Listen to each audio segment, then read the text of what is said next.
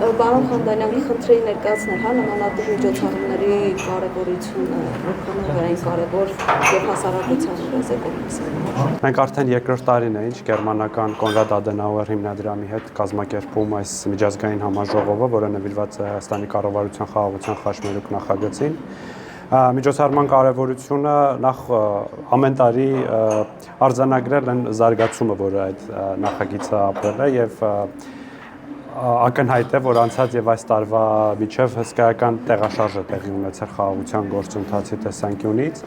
եւ նաեւ այս տեսանկյունից կարեւոր է նկարագրել, թե ինչ կոնկրետ պարամետրեր ունի խաղաղության խաչմերուկ նախագիծը, որոնք են դրա բաղկացուցիչ մասերը եւ ինչ ակնկալիքներ ունի Հայաստանը եւ տարածաշրջանից եւ մեր գործընկեր երկրներից։ Նաեւ շատ կարեւոր է թեմայի վերաբերյալ հետաքրքրությունը տակ պահել, եթե կարելի է ասել, եւ թեմայի շուրջ հավաքել փորձագետների, որոնք ոչ միայն Հայաստանից են, այլ նաեւ տարբեր երկրներից։ Մենք այսօր փորձագետներ ունենք Վրաստանից, Թուրքիայից, Էստոնիայից, Գերմանիայից, Կիպրոսից եւ մի շարք այլ երկրներից։ Այս փորձագետները հենց ենթակառուցվածքների եւ տրանսպորտային հաղորդուղիների վերաբերյալ հետազոտություններ են անում եւ հետաքրքիր է լսել նրանց կարծիքը մեր նախագծի վերաբերյալ։ Վարչապետը իր ելույթի ընթացքում խոսեց սարտահայտ սահմանազատումից, սա արդյոք որոշակի պատկերացում կա, երբ է դա սկսվելու, ինչ ձևով։ Դե գիտեք, որ սեպտեմբերին սահմանազատման հանձնաժողովների ղեկավարները հանդիպել են Հայաստան եւ Ադրբեջանի տարածքներում եւ ուսումնասիրել են առնվազն երկաթուղու հատվածում սահմանազատման հետ առնչվող հարցեր եւ այդ աշխատանքները տրամաբանական շարունակություն են ունենալու։ Ես ժամկետներ կոնկրետ չեմ կարող նշել, թե երբ են դրանք տեղի ունենալու, բայց ծրագրի, հա, հատկապես TRIP ծրագրի զարգացման զուգընթաց այդ խոսակցությունը եւ կապը Ադրբեջանի հետ շարունակվելու է։ Եվ կառուցապատման իրավունքի վերաբերյալ եւս խոսեցա, վարչապետը երկու սցենար է քննարկում 99 եւ 49 տարով,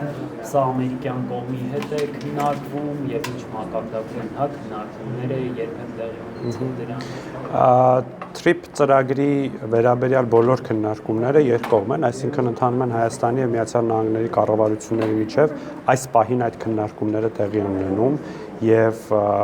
ես կարծում եմ շուտով այդպիսի հարցերի շուրջ, ինչպիսին է կառուցապատ այդ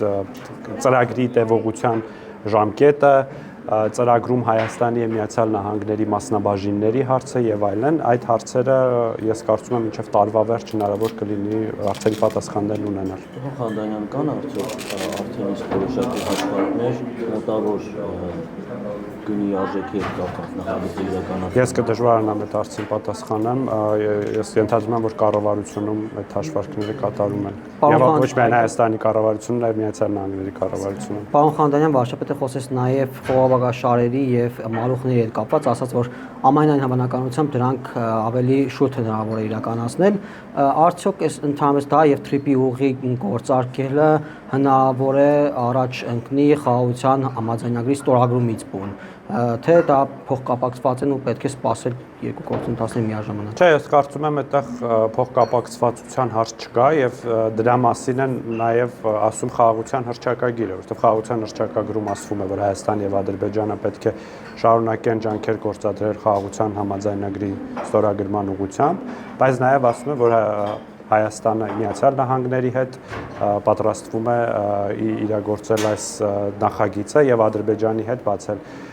հաղորդակցությունների։ Ես կարծում եմ փոխպայմանավորող չեն, իհարկե խաղաղության պայմանագրի ստորագրում էլ ավելի դրական մթնոլորտ կապահովի ծրագրի իրագործման համար եւ մենք հույս ունենք, որ մոտ ապագայում դա տեղի կունենա, բայց դա չի նշանակում, որ մինչև խաղաղության պայմանագրի ստորագրումը մենք պետք է նստենք եւ սպասենք, ոչ, ընդհակառակը մենք պետք է հնարավորինս արագ Միացյալ Նահանգների հետ ավարտենք բանակցությունները եւ անցնենք արդեն բուն գետնի վրա աշխատանքների։ Նաեւ թուրքական եւ ադրբեջանական կողմը, հատկապես թուրքական կողմը, որ նոր երկաթգիծ է կառուցում, այդ ծրագիրը որքանով է իրատեսական կամ իրանք ուր են հասել, հնարավոր է որ կեսից, քանի որ այս պայմանավորվածությունները արդեն ձեռք են բերվել, թողնեն այդ ծրագրի մտադրությունները։ Ես չեմ կարող ասել, թե ինչպես կվարվի Թուրքիան, բայց կարող եմ ասել, որ այդ ծրագրի անհրաժեշտությունը այդքան էլ ակնառու չէ, հաշվի առնելով, որ կա գործող երկաթուղի, որը Հայաստանի տարածքով, որը շատ արագ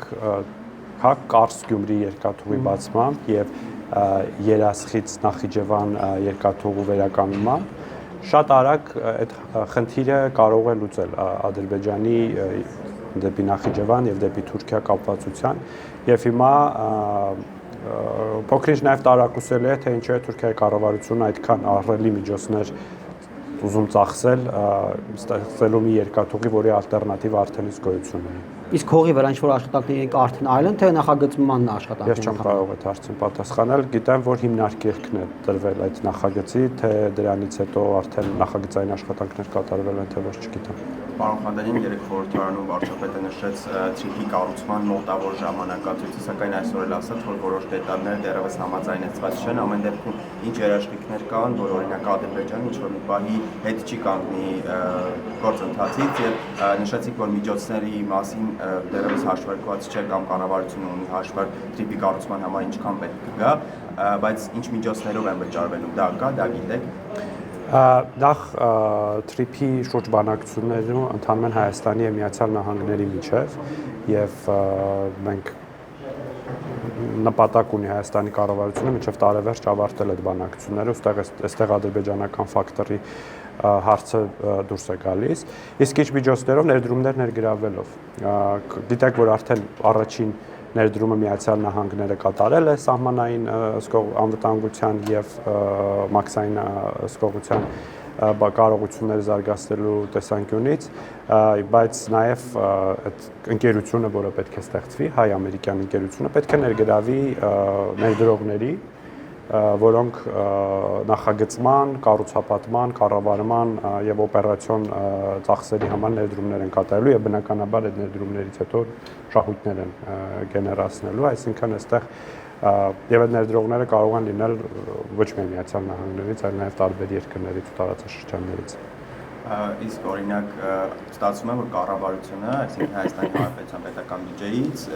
կառուցման համար ծախսեր կամ չնչին է լինելու կամ չեն լինելու։ Այս պահին չեմ կարող այդ հարցին պատասխանել, որովհետև դեռ այդ նախագծի մաստեր պլանը չկա, որ երևա թե ով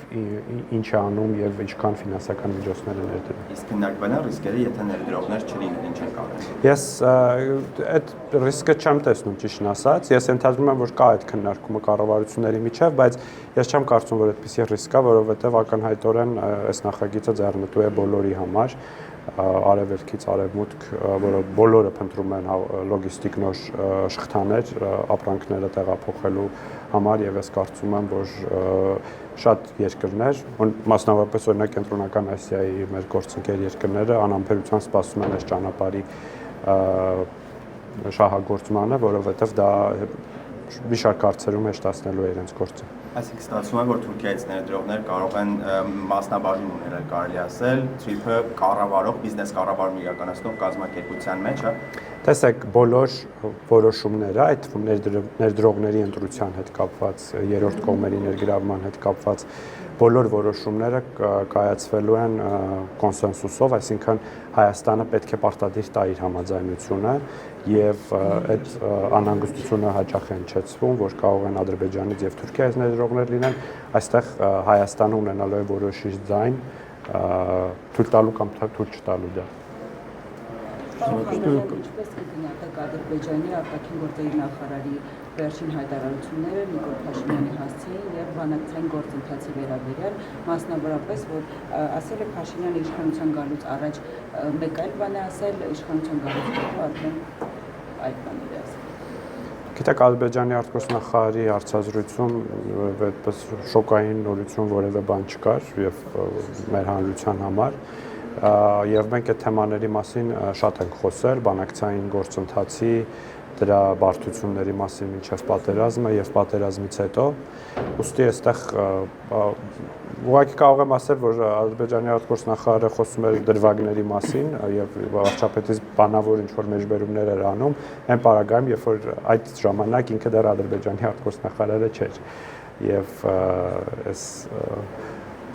փաստերի ստուգման հարթակներին կոչ կանեի ստուգել այդ հայտարարությունների հավաստիությունը։ Չմոռանաք հավանել տեսանյութը եւ բաժանորդագրվել Civic AM-ի YouTube-յան էջին։